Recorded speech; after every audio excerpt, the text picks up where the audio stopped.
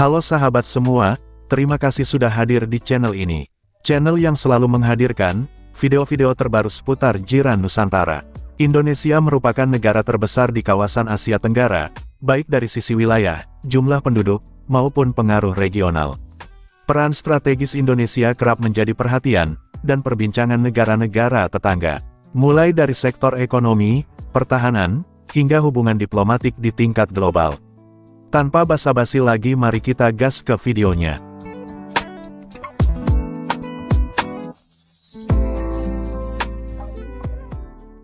Pemerintah Indonesia menegaskan komitmennya mempercepat usaha mencapai keterjaminan beras negara dan menghentikan sebarang aktiviti import yang melanggar dasar kerajaan. Katanya Presiden Prabowo Subianto menegaskan import adalah dilarang kerana Indonesia mempunyai bekalan yang mencukupi.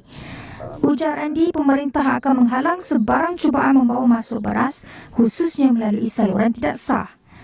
Tegas beliau, Indonesia tidak mempunyai alasan untuk mengimport beras sambil merujuk kepada stok nasional yang kukuh dan unjuran pengeluaran 2025 sebanyak 34.77 juta tan berdasarkan data statistik Indonesia. Dakwa beliau, larangan import itu menyumbang kepada penurunan harga beras global dan menyatakan beras dari Vietnam dan Thailand menjadi lebih murah kerana langkah yang diambil Indonesia. Beliau turut memberi jaminan kementeriannya akan terus memantau rantaian bekalan dan harga pasaran beras agar ia kekal mampu milik untuk semua lapisan rakyat. Bagi memastikan ia berhasil, Amran berkata, pihaknya berharap agar belanjawan Kementerian Pertanian bagi 2026 dinaikkan daripada $859 juta kepada $2.79 bilion untuk memperkukuh pengeluaran komoditi strategik. Kementerian Pertanian telah memulakan kerjasama dengan Kementerian Tenaga Kerja untuk membangunkan kluster pertanian moden di 5 wilayah utama. Program ini melibatkan penempatan sehingga 500 tenaga pengajar teknikal dan pengagihan kira-kira 7,000 unit mesin pertanian kepada petani milenial bagi meningkatkan kecekapan pengeluaran pertanian. Beras mencukupi. Cuma persoalan sekarang di kalangan rakyat di bawah adalah harganya yang melambung tinggi. Apakah itu basic kerajaan atau langkah diambil oleh kementerian untuk mengatasi masalah kenaikan harga yang mendadak? Apa pandangan Yang Berhormat? Nama kementerian Yang Berhormat adalah Kementerian Pertanian dan Terjaminan Makanan. Oleh kerana masalah makanan tak terjamin hari ini, kita tukar Kementerian Pertanian dan tak terjamin makanan. Apa pandangan? Terima kasih. Berhormat, sikit. Ini tak masuk tadi kita bercakap. Datang mencelah tak kena. Jangan koyak, Berhormat. Tak naik. Yang naik tu harga import. Yang pergi beli hak import tu kenapa? Tak ada tempatan. Dia makan beras import, Berhormat. Tak ada tempatan. Sebab tu rakyat kena beli yang Kamu import. yang berhormat makan beras import, kamu kata mahal. Sebab itu kita kata intervensi daripada farma dan peladang. Macam kita buat ayam dulu. Tak dengar. Datang mencelah begini. Ini balik cerita pada orang kampung. Jangan marah, saya tanya. Bukan marah. Marah, jangan koyak. Saya suara. Saya tanya. Tengok macam arau. Dia tanya lembut. Dia elok ya. Ya, Yang Berhormat. Tak. Yang Berhormat ni layak jadi Menteri Dalam Negeri. Garamnya tu lah kita nak. Menteri ni bagi kat Pudin, ya, Yang Berhormat.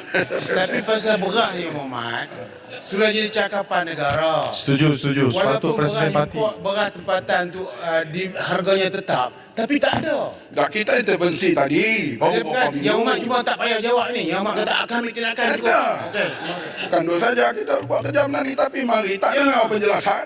Ini layak jadi Menteri Dalam Negeri. Baiklah, Arau duduklah, Arau. Arau. Duduk. Itu Pengusaha beras. masa dah habis. Mana ni? Dan saya juga tertarik dengan di Bacok, tentu tempat. Bacok ni penyamun tempat dia. apa? Saya nak langkau ni. Kau tu penyangak. Keluaran. Duduk. Mana? Dia kata saya penyangak. Duduk. Dia pun enam. Yang Berhormat. Saya nak buat pengulungan. Sebentar, Menteri. Okey, jadi mengata penyamun dengan penyawak boleh pakai hari pada. Sebentar, Menteri. Sebentar, ahli-ahli Yang Berhormat. Yang Berhormat perlu langat nak mencelah tu ada adabnya. Dan Yang Berhormat, sila tarik balik ya. Speaker minta Arau tarik balik juga. Speaker pun kena fair lah. Yang Berhormat, Kena adil lah juga.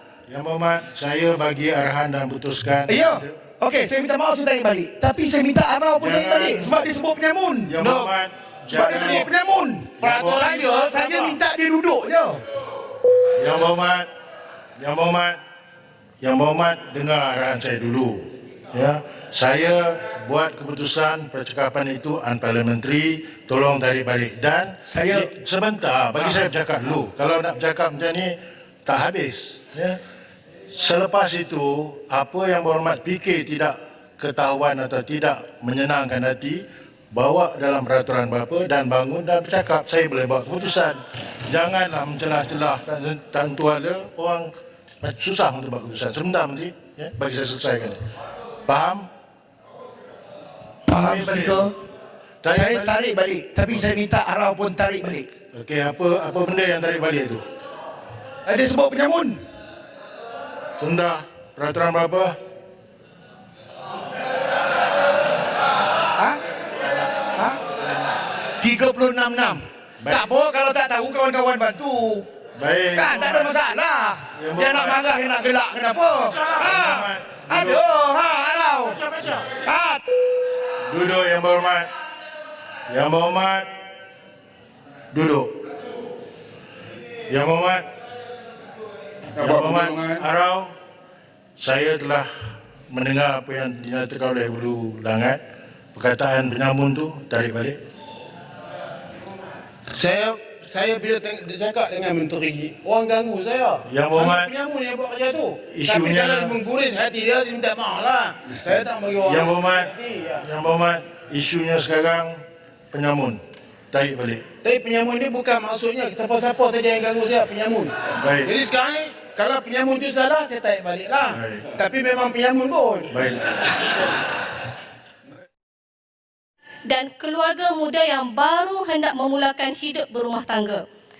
Tekanan yang diterima di atas kenaikan harga barang seperti beras 5 kilo dan 10 kilo yang mengalami kenaikan sehingga RM5 sekampit telah memberi beban dan tekanan kepada mereka, terutamanya dalam kalangan B40. Adakah ini pembinaan negara madani atau mahal dahni? Semua orang duduk rumah sebab barang mahal sudah. Pada memanda yang makan rasuah, bertaubatlah, banyakkan ibadah. Sekian, terima kasih. Sampai di sini video kali ini. Terima kasih sudah menonton video ini sampai akhir. Semoga sahabat semua diberikan kesehatan, panjang umur, sehat selalu, jaya di laut, darat, dan udara. Dukung terus channel ini, dan nantikan video-video terbaru lainnya. Sampai jumpa di video berikutnya.